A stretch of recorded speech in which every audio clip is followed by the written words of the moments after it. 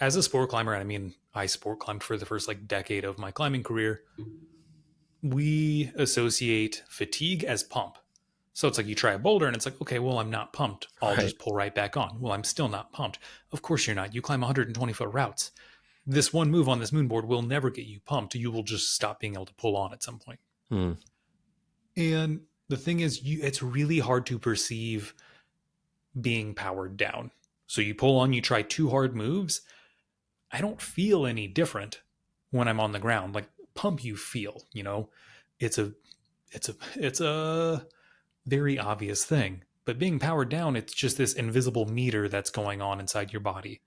So you need to stop, actually rest long enough. And this is why a lot of sport climbers struggle to get more powerful from bouldering is they don't rest long enough. They'll just rapid fire. And so, Right. they're getting 1,000 moves in their bouldering session where the boulderer who's out climbing them by 4 grades may only be getting like 300, Hmm. but they're much higher quality goes. Right. So that's one thing. Another thing that's big is mentality. And there are these mindsets that I believe are very important for sport climbing. One, for instance, and you kind of talked about this, is you walk up to a hard boulder, try it a few times, you're like, oh yikes, this is really hard. I'm going to move on. Well, if you're sport climbing, if you're sport climbing, if you try a sequence and you're like, dude, this feels like it would take me 2 weeks to figure out. On most climbs, that's too hard. In the red, that's way too hard. You're doing something wrong, most likely. And it's the same thing. There's this piece of advice that gets floated around every now and then around saying, like, don't try as hard as you can on a move until you know exactly how to do it. Let's find all the details and the minutia first. Once you're doing it perfectly, okay, now you try hard. Hmm. That's lovely for sport climbing. It's great. If I have to do a move 90 feet off the ground, yeah. If I'm trying 100% fresh after sitting on the bolt for 3 minutes and I'm like barely sticking it, yikes, I'm in Yeah. trouble. Like that sport climb's not happening right now. Right. But with bouldering, we have to throw that advice out the window.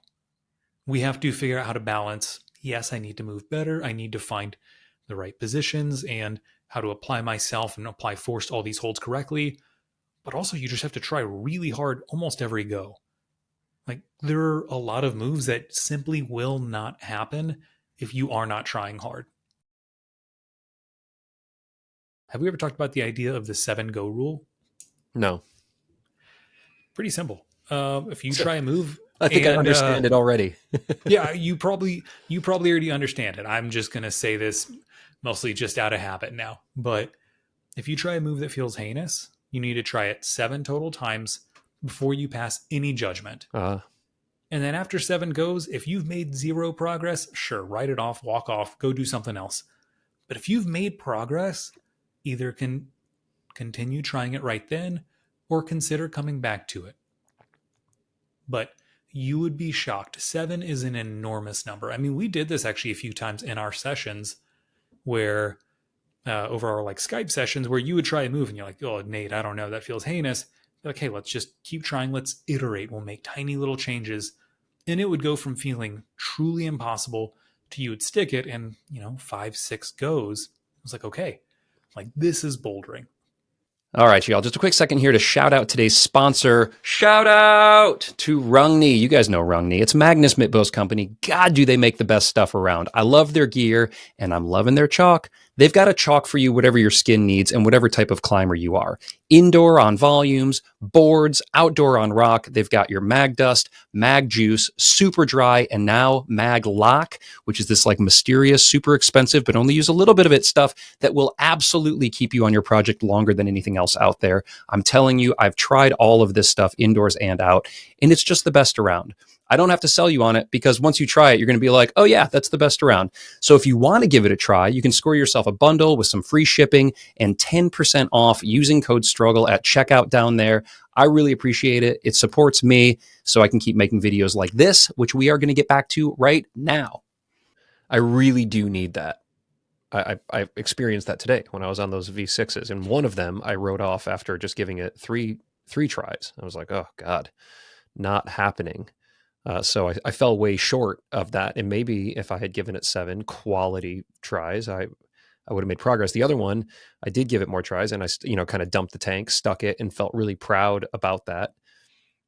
And then, was not able to link any more moves, but over time, with some efficiencies, then the next move, I would give that 7 tries as well. Yeah, I really like that as a mindset thing.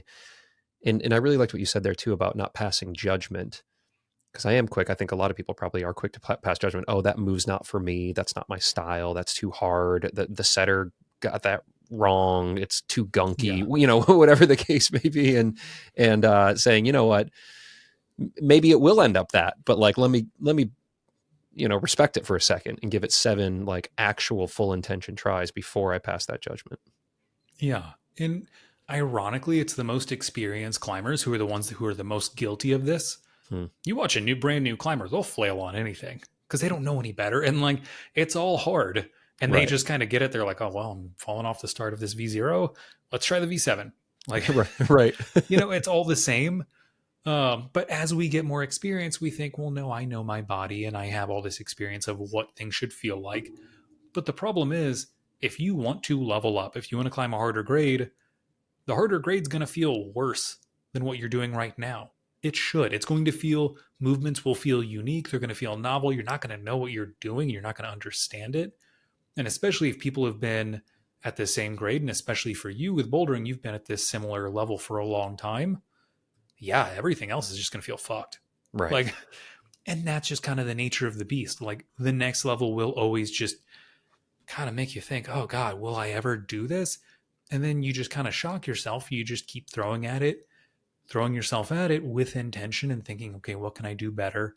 Or, is this just a move that's so novel that I just need more repetition so my body can catch up to my brain, sort of thing? Yeah. And then eventually you do the move. And once you do it, suddenly you start thinking, okay, well, that wasn't so bad. I could even repeat that maybe from a few moves below. What other moves can I be doing then? Yeah. Man, I think something that'd be super helpful for you is to climb around better boulderers. There's so much you can learn from just the process of sitting at a boulder for 4 straight hours and seeing how do other people do this. Mm-hmm. I mean, because that's something that, especially as a sport climber, doesn't always seem, I don't know, to make the most sense to be like, okay, I'm going to literally sit at this boulder for 4 straight hours. It's 2 moves. How can I keep trying this and trying it better? And boulders can be really good at that. And that's, I would say, trying to spend time around better boulders would be a great use of that time. But otherwise, yeah, actually go out, check it out, get your hands on boulders, go look at harder things, see what actually gets you excited. Maybe talk with your friends if they're stronger, if they've already climbed these things. Try and get some input, because some things are very exciting. When you look, you're like, oh, I want to do this. And they might be like, that has a dyno at the lip at 20 feet. Like, Right. I don't want to do that. And I climb V12. Yeah. One of those things. Yes, technically this is V7, but yikes. Hey, if you like this video, check out what I got going on over on Patreon. I've got over 100 hours of videos and bonus episodes with the absolute biggest names in rock climbing, from Adam Ondra to Magnus Mitbo, Alex Honnold, basically everybody under the sun. They're all right there, and you can watch them for free right now with a 7-day trial.